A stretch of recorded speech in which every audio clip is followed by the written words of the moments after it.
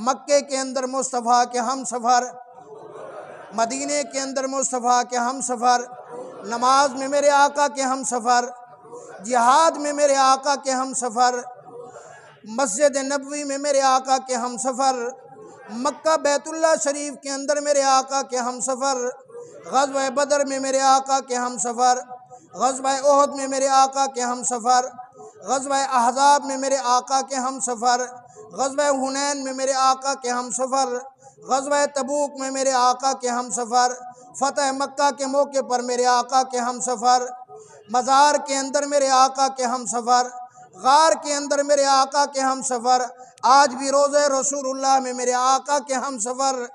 اللہ کی قسم مجھے کہنے دو، میدان محشر میں بھی میرے آقا کے ہم سفر، بلند آواز سے پل صراط پہ بھی میرے آقا کے ہم سفر، حوض کوثر پہ بھی میرے آقا کے ہم سفر، اللہ کی دربار میں بھی میرے آقا کے ہم سفر، جنت میں بھی میرے آقا کے ہم سفر، بلند آواز سے جنت میں بھی میرے آقا کے ہم سفر۔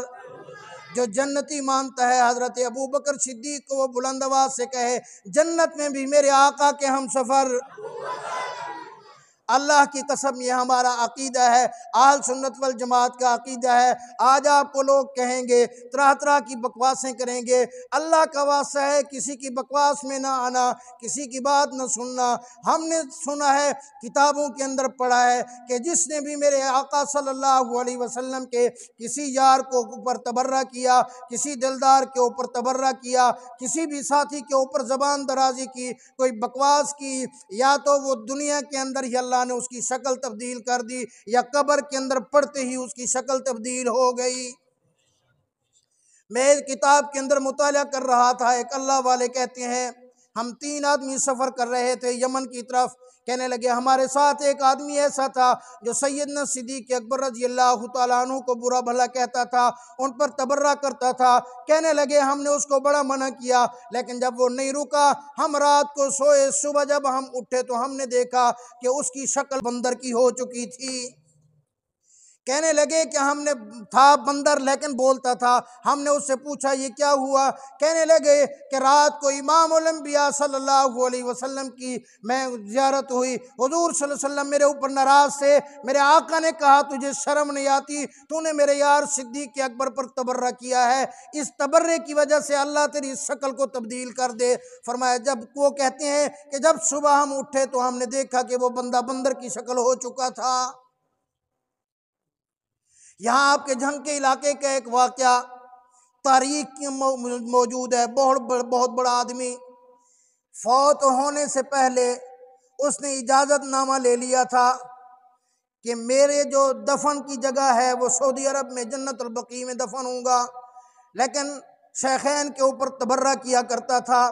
جب وہ فوت ہوا، اس کے جو ورثاء تھے انہوں نے اجازت نامہ لینے وغیرہ میں جتنی لیٹ ہوئی، ان کو کہا گیا کہ آپ امانتاً زمین میں اس کو دفن کر دو۔ امانتاً اس کو دفن کیا گیا۔ ہفتے کے بعد کاغذ بن گئے، اجازت نامہ جب سامنے آیا، اس کی قبر کھولی تو اس قبر کے اندر انسان موجود نہیں تھا، اس قبر کے اندر خنزیر موجود تھا۔ اللہ کی قسم میرے ایمان کہتا ہے آج بھی جا کر کسی بھی شیخین کے اوپر، کسی صحابی رسول کے اوپر، کسی اہل بیت کے اوپر تبرہ کرنے والے کی قبر کھول کر دیکھ لو، وہاں انسان موجود نہیں ہوگا، وہاں کوئی کتا، خنزیر اور بندر ہو سکتا ہے، انسان نہیں ہو سکتا۔ بہرحال میں عرض کر رہا تھا کہ کبھی بھی دل کے اندر شک شبہ نہ لانا۔ بہت بڑا جو اعتراض کیا جاتا ہے سیدنا صدیق اکبر رضی اللہ تعالیٰ عنہ پر، جو ابھی مفتی صاحب بھی فرما رہے تھے، اشارہ کر گئے باغ فدق کا۔ آج تھوڑی سی تفصیل میں آپ کو بتا دیتا ہوں، باغ فدق ہے کیا؟ اللہ اکبر۔ فرمایا کہ یہ مال فے ہے، یہ علماء جانتے ہیں، تفصیل کا وقت نہیں ہے۔ مال فے اللہ ما افاء اللہ علی رسولہ من اہل القرى فللہ وللرسول ولذی القربى والیتامى والمساکین وابن السبیل۔ اس کا تعین بھی قرآن نے کر دیا ہے۔ مال فے ہوتا کس کے لیے ہے؟ حضور صلی اللہ علیہ وسلم نے ان میں سے تھوڑے سے کھجور کے درخت 13 درخت علماء نے لکھا ہے، کچھ علماء نے 11 درخت لکھے ہیں، کچھ علماء نے 9 درخت لکھے ہیں۔ 13 درخت کر لو، ان کی جو کھجور آتی تھی، ان کی جو آمدنی آتی تھی، حضور صلی اللہ علیہ وسلم اپنی ازواج مطہرات میں اور اہل بیت کے اندر تقسیم کر دیا کرتے تھے۔ اللہ اکبر۔ یہ بات میری سمجھنا، کتنے درخت تھے؟ سارے بولو، کتنے درخت تھے؟ یہ بات میری یاد کر کے آج جانا، جو کتا میرے صدیق کو بھونکے اس کو بولنا کیا صدیق 13 درخت کھا جاتا کھجور کے؟ تو یہ کہتے ہوئے شرم نہیں آتی؟ 13 درخت تھے، 13 درخت تھے جو حضور صلی اللہ علیہ وسلم اس کی آمدنی اپنے خاندان، اپنی ازواج مطہرات اہل بیت کے اوپر تقسیم فرماتے۔ حضور صلی اللہ علیہ وسلم کی دنیا سے پردہ فرمانے کے بعد جب خلیفہ بنے سیدنا صدیق اکبر رضی اللہ تعالیٰ عنہ، اماں فاطمہ رضی اللہ تعالیٰ عنہ دربار خلافت صدیقی میں آئی۔ کچھ علماء نے لکھا اماں عائشہ صدیقہ بھی آئیں، اماں حفصہ بھی آئیں، ازواج مطہرات بھی تشریف لے کے آئیں۔ عرض کیا کہ حضور صلی اللہ علیہ وسلم کا یہ جو مال ہے یہ ہمارے حوالے کیا جائے۔ تو سیدنا صدیق اکبر رضی اللہ تعالیٰ عنہ نے حدیث سنائی، یہ بخاری شریف کی روایت ہے۔ فرمایا اللہ کے کسی نبی کا دنیا کا مال وراثت نہیں ہوتا، اللہ کے نبی کی وراثت علم ہوتا ہے۔ حضرت فاطمہ رضی اللہ تعالیٰ عنہ بھی چلی گئیں، ازواج مطہرات بھی چلی گئیں، کیونکہ ان کے علم کے اندر یہ حدیث نہیں تھی۔ صدیق اکبر رضی اللہ تعالیٰ عنہ نے جب ان کو یہ حدیث سنائی، اس کے بعد حضرت فاطمہ رضی اللہ تعالیٰ عنہ نے کبھی مطالبہ نہیں کیا۔ اللہ اکبر۔ فرمایا کہ یہ بات کرنے کے بعد لیکن وہ جتنے بھی درخت تھے، وہ جو باغ تھا اس کی تقسیم صدیق اکبر رضی اللہ تعالیٰ عنہ بالکل ویسے ہی کرتے تھے جس طرح حضور صلی اللہ علیہ وسلم اپنے زمانے میں کرتے تھے۔ سیدنا صدیق اکبر رضی اللہ تعالیٰ عنہ کے بعد سیدنا فاروق اعظم رضی اللہ تعالیٰ عنہ بھی اس باغ کی ویسے ہی تقسیم فرماتے جس طرح حضرت ابو بکر صدیق نے کی۔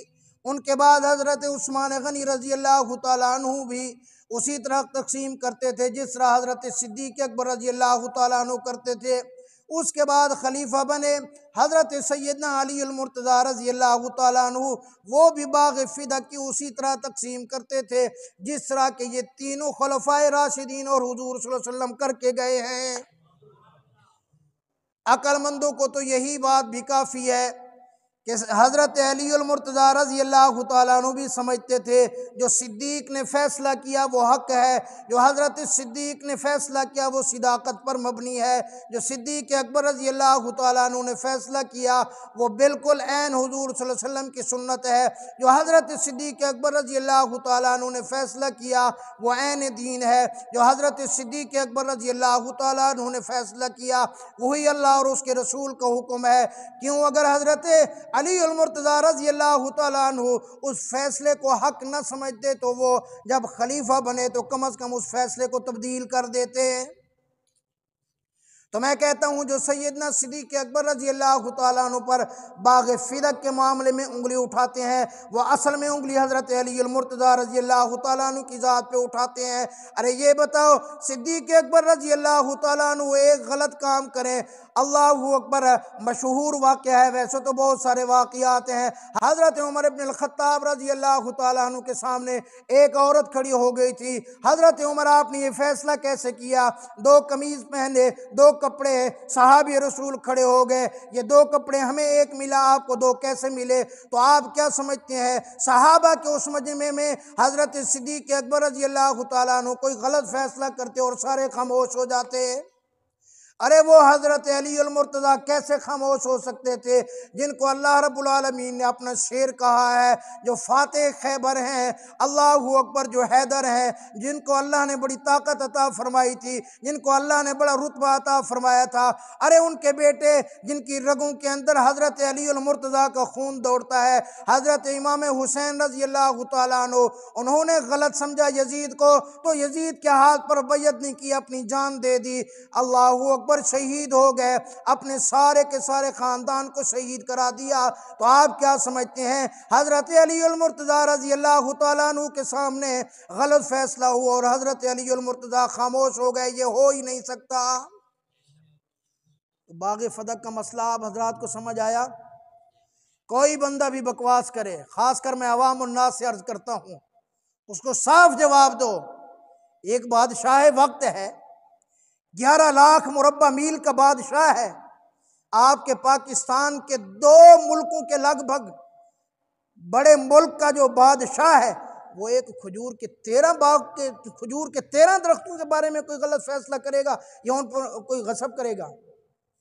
سیدنا صدیق اکبر رضی اللہ تعالیٰ عنہ نے اما فاطمہ رضی اللہ تعالیٰ عنہ سے یہ بھی فرمایا تھا، فرمایا حضور کی حدیث ہے، یہ مال تو امت کا ہے، اس کی تقسیم اسی طرح ہوگی جس طرح میرے آقا نے کی، البتہ صدیق اکبر کا مال حاضر ہے، صدیق اکبر کے پاس جو کچھ بھی ہے وہ آپ کے قدموں میں ڈالنے کے لیے تیار ہوں۔